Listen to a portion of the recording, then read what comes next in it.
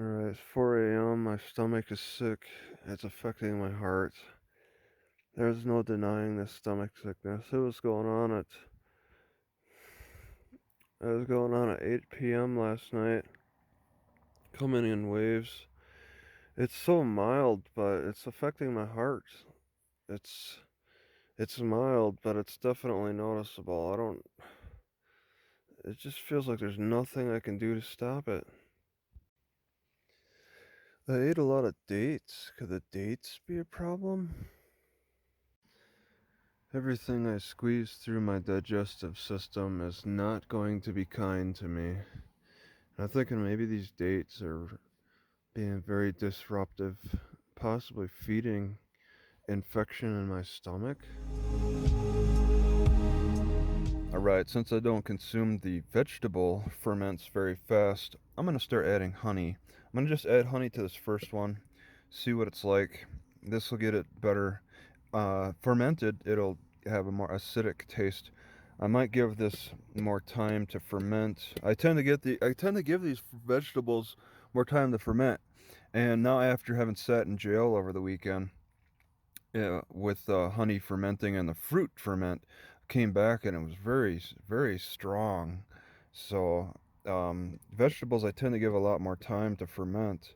So I should have a strong ferment in the vegetables just because I don't consume it much and because honey is a really good fermenter. And that might increase my, and I might eat it more often and stuff. I don't. It's just all an experiment. I'll see how I like it. This honey didn't need to be put in the fruits. Anyway, I was trying to decide how to deal with honey. You know, maybe almost make a jar just with honey fermenting by itself. Okay, so not far from the library, you got a sulphur spring, and it stinks and it's boiling. Like, I don't know if that's boiling because of it's natural or if human activity is present. I guess I want to take a look at this, closer look at this. Oh, it's a lake, a pond. Okay, so this is not a spring. It's on a higher level. It's so strange. This one is really boiling.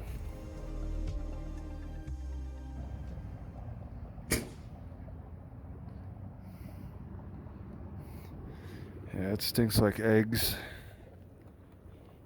How can it boil at 72? Is that really natural? Man, it really stinks. And it flows into the river, I guess.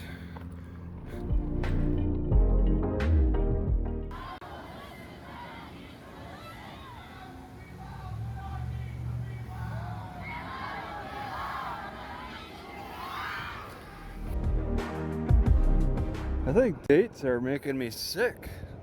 I've just been feeling sick after eating them. They're so darn addictive. And then I get sick afterward. I need to swear off of dates. Alright, maybe I'll take a back street. I've been taking the river. Maybe I'll take a right and go down a block and see what it's like going down that road. It's probably mostly housing. Well, it looks like there's some business. Selling a pod. Debbie Aragon is from State Farm.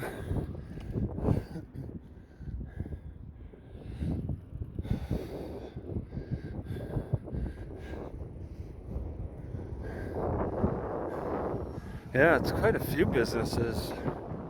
And mostly business, I think.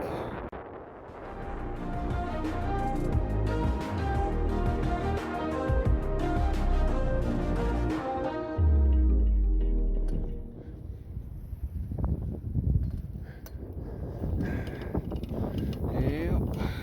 A little free library. Wow. That's a neat one. It's a church.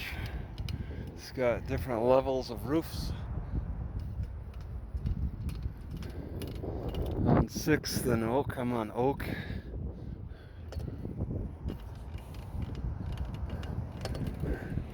What are those bell things on the top? I don't understand that. Is that just art? It looks like an art project from CenturyLink. So those are satellites or receptions things.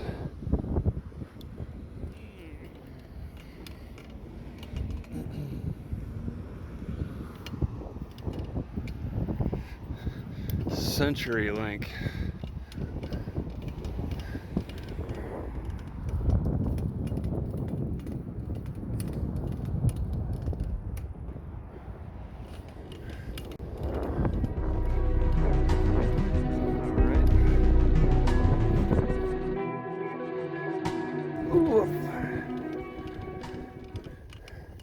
I don't know.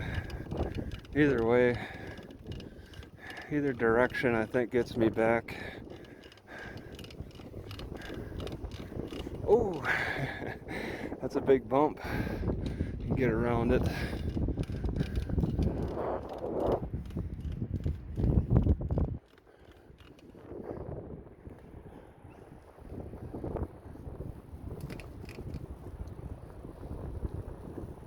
Oh my. Okay. If people ate more bitter and sour foods, their attitudes would become opposites of that, in my opinion. So the people that eat a lot of sweet foods are actually more bitter and sour. Right, so instead of getting white distilled vinegar diluted to 5% acidity, I think that's way too unnatural. Or even apple cider vinegar, way too unnatural. Instead, I'm just going to add honey to the vegetable ferments, and then that'll further acidify, because honey's a pretty strong fermenter. I think that's a better solution. I also have to wonder if my missing tonsils would have reacted better to ferments. I mean, I really miss my tonsils. I think they could have been some good use, especially with my experimentation and fermentation and how I react to the ferments, but I'll never know. Right, I just want to say I'm actually not too impressed with these berries for fermentation.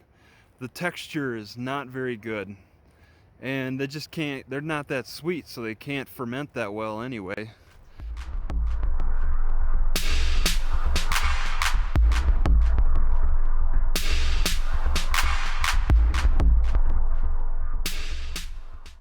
All right, this is the court.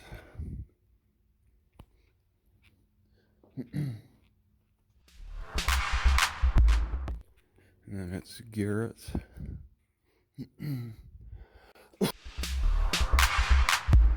To seal your records, you must pay $224. Wow. They charge $100 to sign up for community service. Oh my God. Each one of these programs costs money. This one, this MAD, is $25, or no, $50. Like 120 and like 100 with that.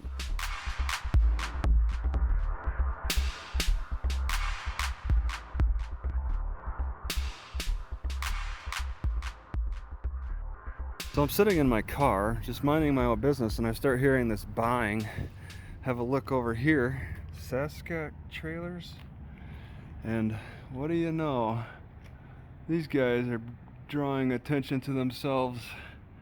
Hey guys.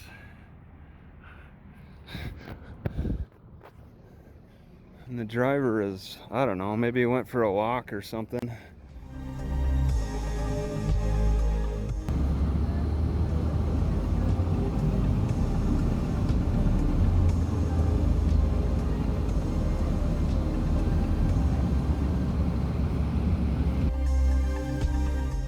I've heard of business to business, but D to D? That's a little different. Business to business, business to consumer. So this is something I would not normally do, is just take the bus from the whatever side, the west side, to Walmart, just to walk around a little bit, get a little food, and then take the bus back.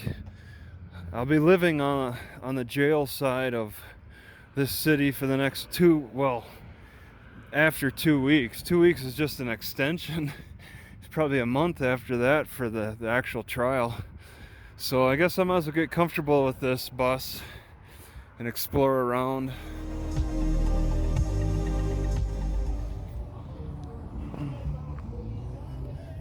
So incredibly busy around here, around the Walmart.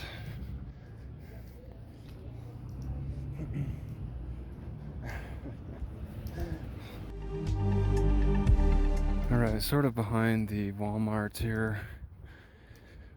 They got this interesting sign I just want to look at. It has a picture of a bear. Requires a dumpster lid's closed. Bears are a real big problem here. Check out this. They're throwing away food right on the top here. Oh, you're not gonna move, are you? Oh! So we got food there. And there's apartments over there. You'd think they would want to secure that thrown away food, but when you're in an upper class affluent area, it doesn't become as important even nearby the apartments.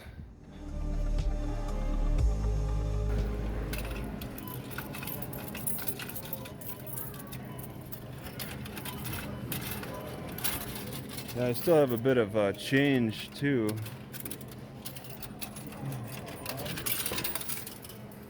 There's still some more.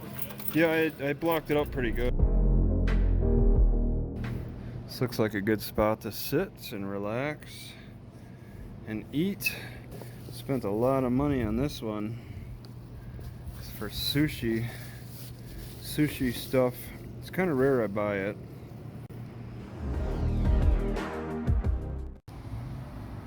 Yeah, this whole city is very civil. Very, very civil. Very cordial. I really appreciate it. It's nice and laid back. I don't have much to worry about.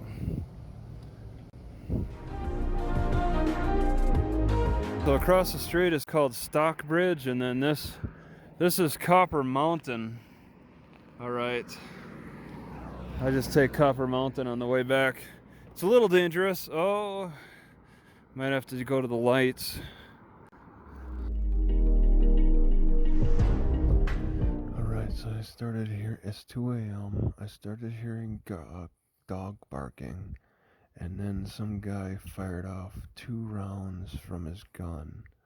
What do you make of that? I think that there's the 3rd shot. I think that's a bear. And this is like going on every night. People are shooting their guns off every night. 3 rounds? They gotta shoot. And then that other night there was like 10 rounds. And I think it's because a bear is prowling around at night. And really, your best solution is to shoot off rounds, possibly into the air?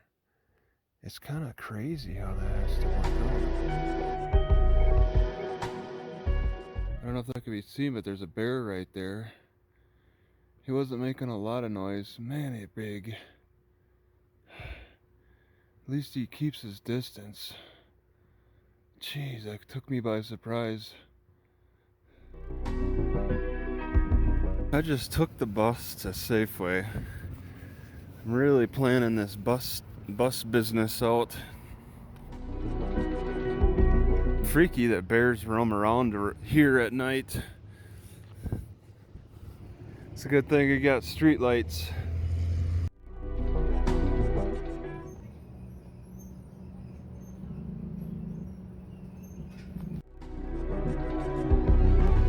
Just gonna say that fermented honey in my vegetables is really good. I don't think it has a chance to turn alcoholic.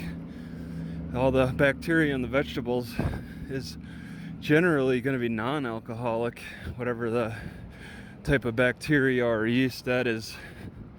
And it's pretty tasty. I'm going for taste more than getting drunk anyway.